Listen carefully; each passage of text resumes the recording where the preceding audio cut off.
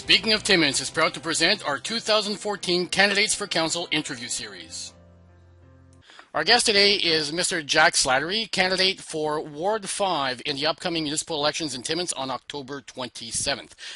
Mr. Slattery, how are you today? Very good, Frank. How are yourself? Oh, I'm very well, thanks.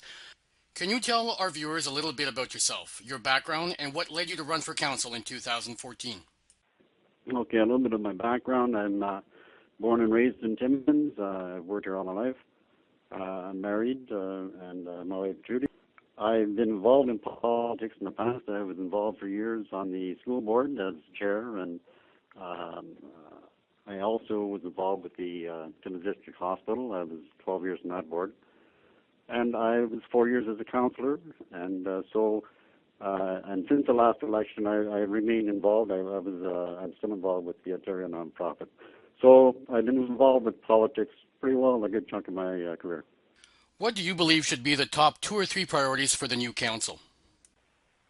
I think one of the top priorities is growth. There's a lot of talk about our taxes, but if we increase our tax revenue through, and we have growth, there's a momentum of growth going on right now, and if we can increase our growth, we're increasing our tax revenue, which will help offset our regular tax increases, which are inevitable, but we want to do the best we can and run the city as efficiently as possible.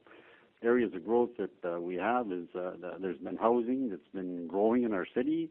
I look and I see the 4 new hotels that were built. That's new revenue. St. Mary's Manor, the extended care. Areas like this where we have to continue. One area that we do and we have to look at is housing. Housing is a major issue. And we have to look for subsidies for senior housing and also for affordable housing. If elected, what priority would you like to see addressed in Ward 5 specifically? In Ward 5, what I'd like to see is I'd like to see more housing in Ward 5. The housing is an issue for a lot of our seniors are looking for places so that they can sell their homes and move into something affordable for themselves. I don't think it's adequate. We have adequate housing in that area. So that's one of the priorities that I'd be looking at in the next term. Many candidates and taxpayers in this campaign have spoken about this being an election of change. What changes would you like to see on council and at City Hall? The one thing I think is decision making. It seems to take a tremendously long period of time. I know time is necessary to make the right decision. However, the studies that go on can last for months on end. And then when the report is made, decisions are either put off or there's no action taken. So I'd like to see more positive decisions made. If we're going to look at a certain item or a certain subject, do the work, do the background checks, do what you have to do, but bring back some kind of solution and act on it. Ward 5 includes the downtown core, and many business people operating in that part of town are wondering what the new council will try to do to increase the amount of traffic in the downtown core. Oh, well, I think one thing is the parking is one issue that possibly has to be looked at. I hear that some businesses are dissatisfied with the parking. Also, we have the Buckavesti store, which I believe is closing.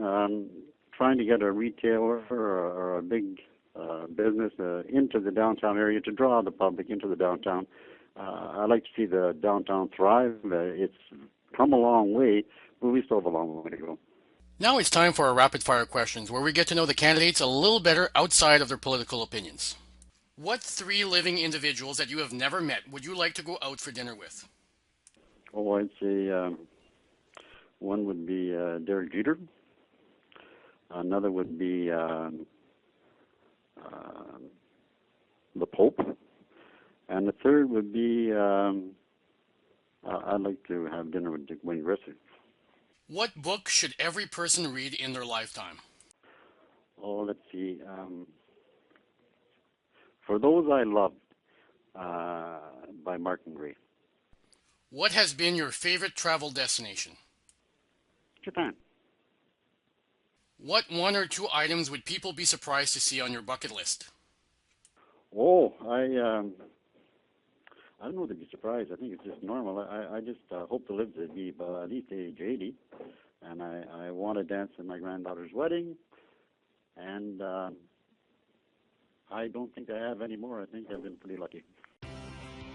And that concludes this episode of the 2014 Candidates for Council interview series presented by Speaking of Timmins.